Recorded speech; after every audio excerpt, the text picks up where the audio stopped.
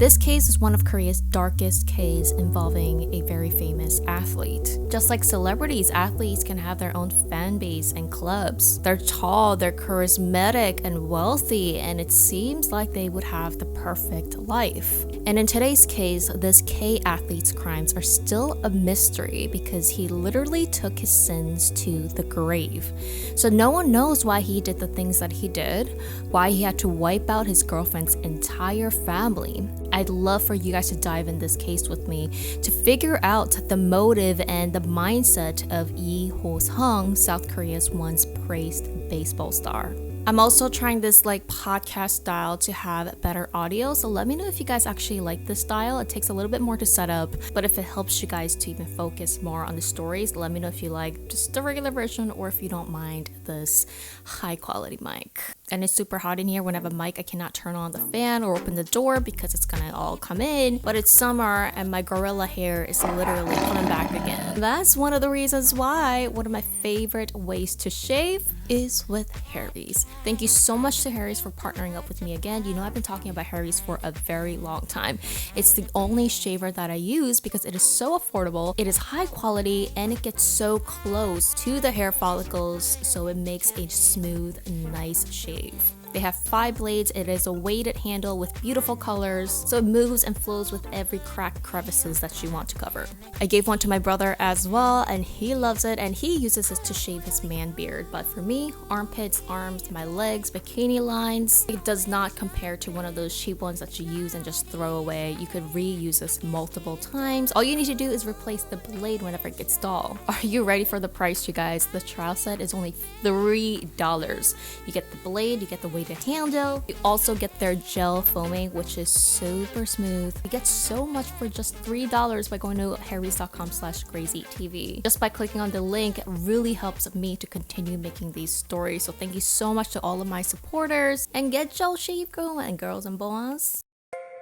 This is Lee Ho-sung, was born in 1967, and I couldn't find much about his childhood, but I'm guessing as he grew up as one of the top athletes in Korea, he probably spent most of his childhood just playing baseball games. I feel like athletes have the same schedules like K-pop trainees because all they do is practice, practice, practice. Like, athletes have one of the most grueling childhoods and training programs or practice times, and it has to be that way, I believe, because it's also a profession where you retire early.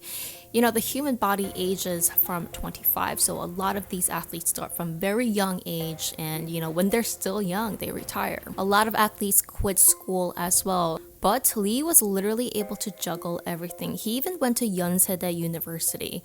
Unsolved is one of the top universities in Seoul, South Korea. He was also over 180 centimeters in height, and especially back in like the 80s and 90s. I mean, if you're at least 180 and over, there's a thing in Korean, like that means you're considered tall. 180 is what, like 5'11", 6 foot? Also a good physique that made him a great baseball player. For 2 straight years from 1991, he even won the KBO Golden Glove Award. He also represented the Haetai Tigers, or Haetai Tigers in Korean, and the team won Korean Baseball Series 4 times in the 90s. He battled .272 and 102 home runs in his career. So any baseball fans, you know what I'm talking about, because I don't. But I'm guessing that that was pretty good. Like, the team was very well known, and he also rose to fame. He eventually also became the team captain from 1999 to 2000 and became the president of the League Players Union in 2001.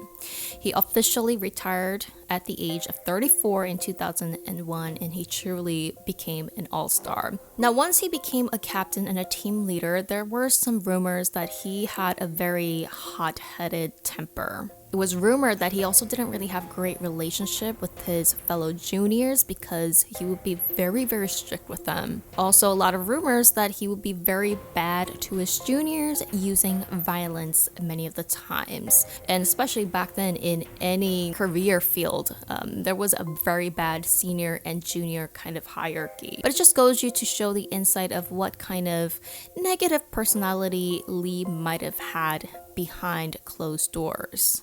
After his retirement at only in his early 30s, he decided to get into creating his own business.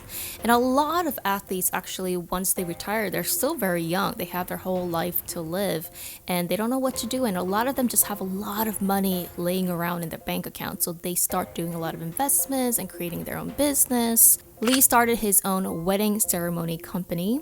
And the wedding business did really well. He even opened up 3 different locations. It was called Ho-Tong Weddings, named after him. He had about 70 employees and was making around $6 million annually.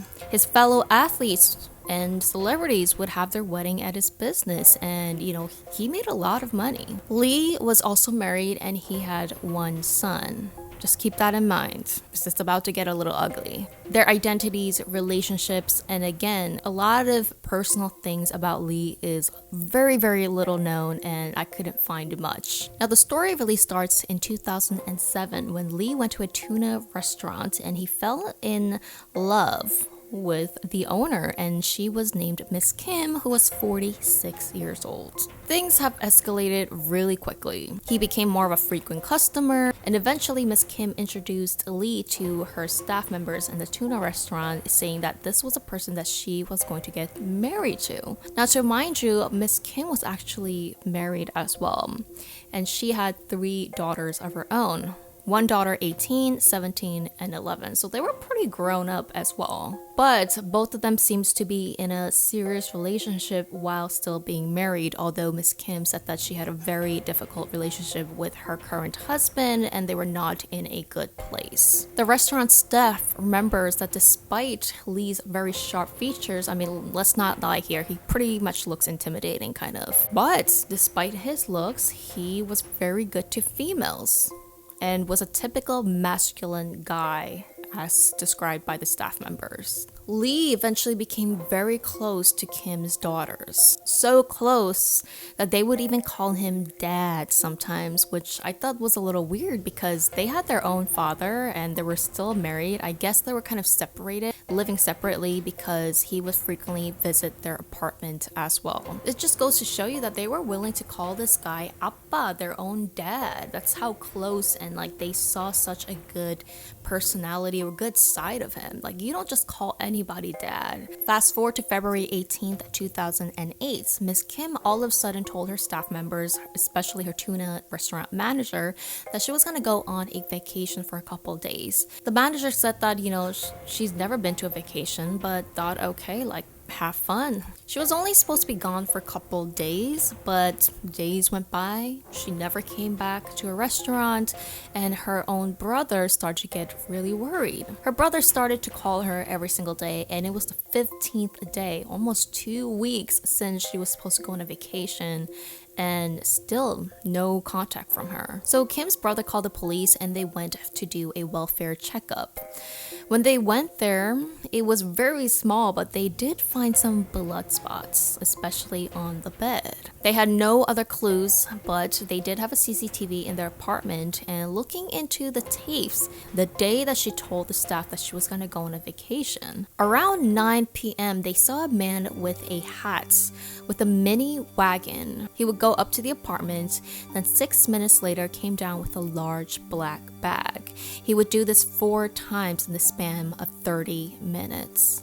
And unfortunately, this footage was pretty dark and grainy, and you can't make out someone's face. So police did some digging, and the only person that they could not get into contact with and was the most suspicious was Miss Kim's boyfriend, Lee Ho-sung. And it was proven that starting from the 18th, Lee went into a hideout asking his close friends, which was mostly female close friends, to help him get a phone, to get him a bank account under someone's name, to, get a motel with them to stay at. On March 9th, police finally decided to ask the public for help and put out a public warrant to find Lee. Only 1 day after Lee's warrant, his body was found, and it was presumed that he self-harmed himself. And surprisingly, that night as well, near a graveyard in Jeonnam Province, police found the 4 bags containing Kim's entire family. The cause of death was suffocation from neck compression with both hands, and they determined that this was actually like one of the most typical ways that you would imagine someone would kill someone, like in the movies. So the doctors actually said Lee had to be looking into the victim's eyes when he was doing this, which meant that he had to have immense hatred towards these victims. It was also proven that the eldest daughter was not in the apartment. She was called separately by Lee later on through the night, and he has done this somewhere outside, they don't know where. So sick, he knew what he was going to do. He knew that he has already done this to her entire family, called her separately while she was outside with her friends, and ended her life. And even more shockingly, the graveyard that they were found in was near Lee's father's grave. They were actually able to find these bags because a mid-aged man who was watching the news called the police and said, "Wait, I feel like I've seen that man." So it seems like Lee hired 2 workers to dig a hole near his father's grave in order to put up a memorial sign in honor of his father, which of course was an excuse. Lee asked them to dig over 2 meters or over 6-foot hole. There were a lot of rocks, it was a lot of work, but they were being paid, so they did what he told them to do. And now we know that hole and what it was used for and why it needed to be so large. Police determined that the main suspect was Lee, but unfortunately, he died. So what happened? How did he go from an all-star athlete to a serial killer? So when police dug into Lee's life, so much dirt started to surface. And just to let you guys know, because the suspect died, these are just like theories and as much plausible conclusion that we could go into. So did Lee and Kim have a fight? Did he all of a sudden do this because maybe, I don't know, they were fighting about money? Or did Miss Kim figure out that he was cheating on her? So 3 days before her death, Miss Kim was seen going to 5 different banks pulling out a large sum of money, and we're talking about over 100 grand, like 140 grand-ish. I guess back then, even in the 2000s, you were able to pull out a lot of money. These days you can't do that. Police were actually able to track down about 90 to 100k of that money, and it was actually used mostly by Lee. But they can't figure out where the rest of the money went. Searching even deeper, on the surface, Lee seemed to be very successful, but deep inside, he was in a bad financial situation. Remember, he made a lot of money in the wedding business. Now, once he made a lot of money, he decided to get into the screen horse racing business, and he invested about $9 million to this. Now, this is technically a form of gambling. I'm sure you guys saw Squid Games. When the main character is betting on the horse racing, that's pretty much what it is. And back then, there was a heavy protest going on regarding these because it was technically gambling. And in Korea, gambling is highly illegal minus certain. There's certain ones that you can play, but it's, highly regulated and things like that. So because of the protest and the backlash, this business had to be shut down and he lost all of that money. Not only that, but he was being sued by investors claiming that he was a scammer. On top of that, he had a huge amount of debt. We're talking about like over $20 million here due to another bad investment in real estate. He was no longer allowed to borrow money from the bank due to horrible credit. Now, it's presumed that because he was in such great millions of dollars debt, I'm guessing that he probably told his girlfriend that, hey, give me the money that you have, we'll invest it into something and I'll double it or triple it in a couple years or whatever. Of course, being the girlfriend, being blinded by your lover, it's so easy to give into those stuff. The very next day after the 19th, around 2 p.m., Lee is seen going to a supermarket parking lot to meet female A, who was 47 years old, and giving her around $40,000 in cash and asked her to put it into his brother's account. And then a little while later, they found out that he met a second woman. Her name is C. She was 40 years old, and she was actually another girlfriend of Lee, whom he spent his last 38 hours with her. He gave her around, again, $40,000, told her to keep $10,000 of it and give the rest to someone else that he knew. So he was dividing up all of these money and telling someone to hold on to it. So investigators quickly figured out that Lee was dating multiple people, and this is just the people that we know and that was revealed. But here is the missing hole here. According to criminal psychologists, I mean, he was in millions of dollars of debt. He was used to having millions of dollars and dealing with huge, large sum of money. So to kill someone, kill 4 people over a little over 100 grand compared to what he was used to dealing with, it just did not make sense. It is such a small amount of money or problem compared to where he was. There's proof that he purchased the carry-on cart and the bags in advance. And in my personal opinion, I did not hear anybody talk about this in other channels or in other blogs, but I personally think he really had no romantic feelings for Miss Kim, or really had much feelings for her daughters as well. He was kind of semi-acting all of this, in my personal opinion. It seems like he had a sense of entitlement against other people that seemed weaker than him, possibly being an undiagnosed narcissist based on what we see here. He was dating multiple people, cheating on his wife, cheating on Miss Kim, cheating on C, cheating on who knows like who else he was dating at the same time. So it seems like he was using these people from the get-go. And remember, he was using Miss Kim's money to give it away and tell people to hold on to.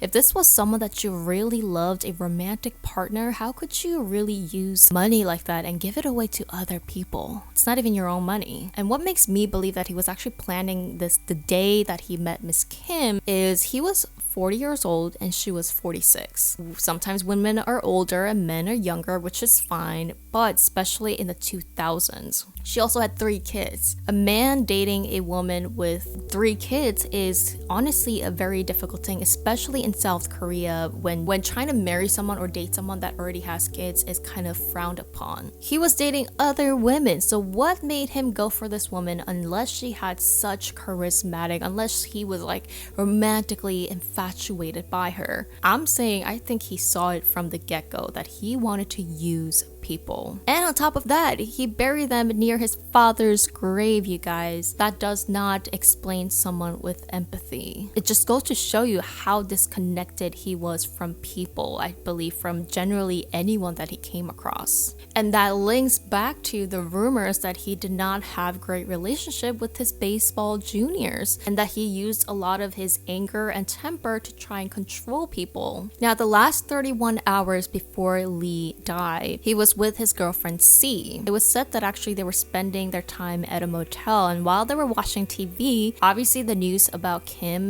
the missing family, and Lee possibly being the suspect was huge on the news. So C, watching the news, said, "Oh my god, wait, isn't that you?" And according to her, Lee refused and turned off this TV, saying that no, like, I don't know what you're talking about. But I think that's when he realized that there was nowhere to run. And right after this, that's when he died. It's still a mystery why he divided these money and what was he gonna do with them, because police don't believe that Lee planning to sell himself from the beginning. By Lee, this was like 20 days later. So what was his motive for taking her money?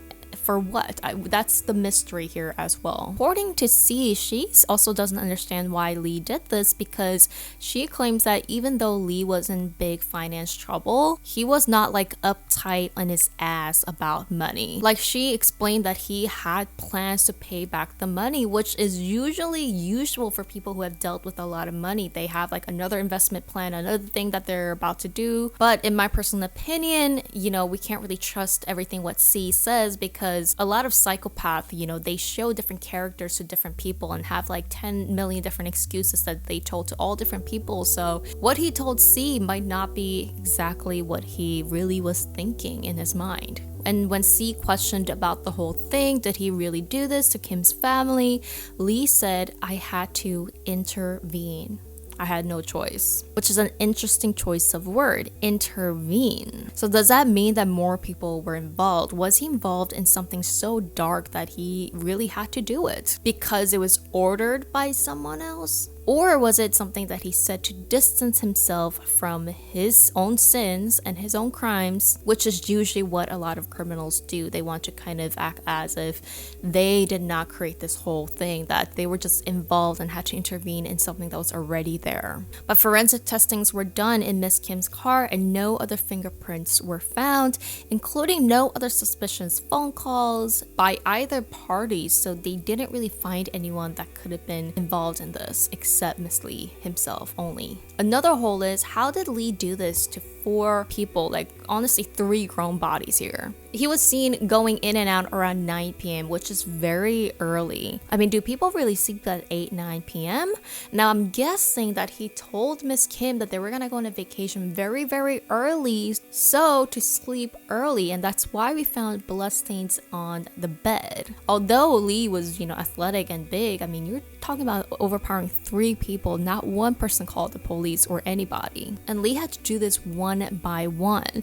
So how was he able to do this, overpower 3 people? It's a mystery as well. And it seems as if he had to have done this before, practiced this before, in order for this to go so smoothly as it did. There's another theory that maybe because C spent the last hours with Lee, that Lee did confess to C of his motives and why he did the things he did, but C is not telling anybody or the police, because if you do, it could possibly backfire on her, because she already knew what happened and did not report it to the police. So she might be charged. So being charged with concealing evidence, it might not look good for you. So maybe she does know why he did the things he did. So there's a second CCTV footage where 2 days after Kim went missing, so on the 20th of February, a man is seen in the parking lot parking Kim's car and then leaving. But crazy, professionals believe that these are 2 different men in the first and the second footage. Body language experts suggested this because usually people have different type of walking style as well. Kind of like everyone has different type of penmanship or handwriting. The way your arms and legs flow, like it's all different for people. And these 2 people walk very differently. Although this part has never been cracked or proven that it's 2 different people, police believe that if it was a second person, Kim likely hired someone to just park the car, or it's saying that more people are possibly involved in this. But the theory that more people are involved is not as plausible to the police because they believe that if Lee was not the sole suspect or the main suspect, he would not have himself. That most likely he would have turned himself over and told a story saying that someone told him to kill people for money. I mean, whatever it is, he would have turned himself over most likely. This is when things get even more crazier. So remember, Miss Kim was married already. It was said that around the time Miss Kim passed away, I'm not sure if it's before or after, I can't find that information, but Miss Kim's husband also died, supposedly from severe depression. But a lot of people are trying to put together dots like, was Lee involved in Mr. Kim's death as well? This was never cracked. And in 2005, a man who was one of Lee's investment partners also mysteriously disappeared and was declared missing. Her husband was supposed to go meet Lee the day he went missing. Police first thought that he probably ran away because he also was in a lot of debt, and due to money issues, people go crazy and do crazy things. After the story went viral with Lee, did he have something to do with this man back in 2005 as well? Lee left a goodbye note to his own brother, and in the note it said, "I'm sorry to my mother, brother, my wife, and my son. Please take care of my son." He also left a note to his baseball league saying, "I miss the old times. I'll wait in heaven." And this note was heavily criticized because after taking away someone else's daughters, telling someone to please take care of my own son, people did not like that. That's all he wrote. Nothing stating why, what his problems were, why he did the things he did, what he was thinking. Nothing. He took his secrets to his grave. So we will never know what his motives were, and professionals say that there's always a motive when it comes to serial killers or murders. In my personal opinion, like, humans can be very good at keeping secrets, but usually people crack. Usually people just cannot hold it in, and they tell very close people of their darkest secrets. And I personally believe that someone might know something out there, but of course they don't want to get involved and get in trouble. So I think money, his ego, and his want to control and his sense of entitlement, narcissism just kind of blew up and ate him up, and he just went crazy. He also had no plans of marrying this woman, let's face it. I don't think he could love the children and do that to them. 3 daughters, you guys. In the end, police had to come to a conclusion and close the case as they believed that Lee was the sole suspect. But my gut does tell me that it's possible that this was not the first time that he could have done this to people.